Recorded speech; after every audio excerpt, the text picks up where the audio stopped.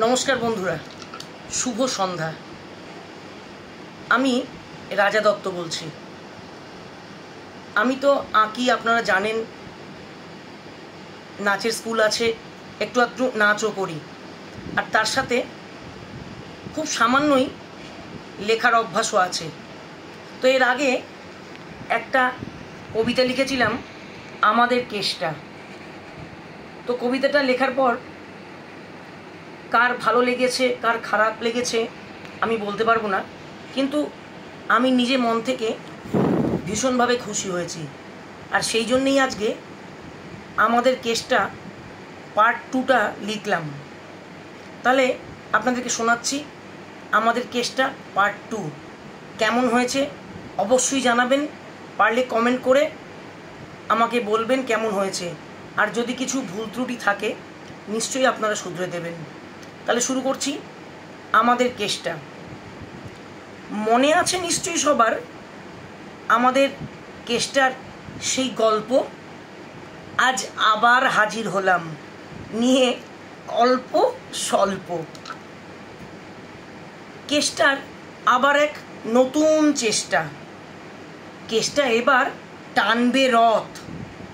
হ্যাঁ, ঠিকই শুনেছেন, কেসটা এবার টানবে রথ। ঠাকুর শ্রী রামকৃষ্ণ বলে গেছেন, যত মত তত পথ।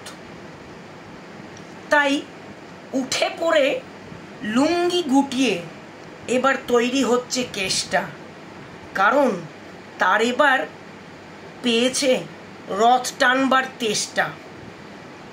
আর হাতে গোনা মাত্র 3 দিন বাকি। আর হাতে গোনা মাত্র 3 দিন বাকি। শুক্রবারে রথ। হ্যাঁ, আগামী শুক্রবারে রথ। কেসটা করছে ডাকাডাকি, হাঁকাহাঁকি। বলছে, শোন, সবাইকে রথ কিনতে হবে, কেসটার আবদার মানতে হবে। না টানলে পরে রথ বন্ধ হলেও হতে পারে স্বর্গে যাবার পথ।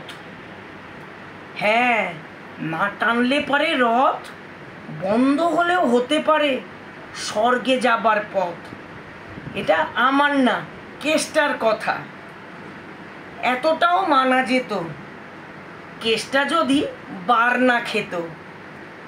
বার খেয়ে যদি কেসটা শুরু করে দেয় গান, রাগ দরবারি, রাস্তাঘাট ফাঁকা হবে, দোকানপাট বন্ধ হবে খুব তাড়াতাড়ি।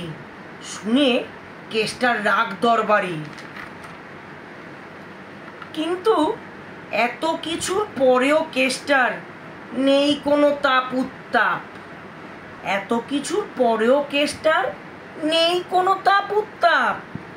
পাড়ার সবাই বলে, কেসটা অনেক হয়েছে, থাম এবার থাম, তুই যে এক ভদ্র ছেলের বাপ। সব কিছু শুনে কেসটা অনেকক্ষণ ভাবে। ভাবার পর চেঁচিয়ে ফাটিয়ে দিয়ে গলা, চিৎকার করে বলে উঠল, নিরুপায় আমি, স্বভাবের দোষ, এটা এটা আমার স্বভাবের দোষ। আমি যে কেসটা সর্বঘটে কাঁটালি কলা।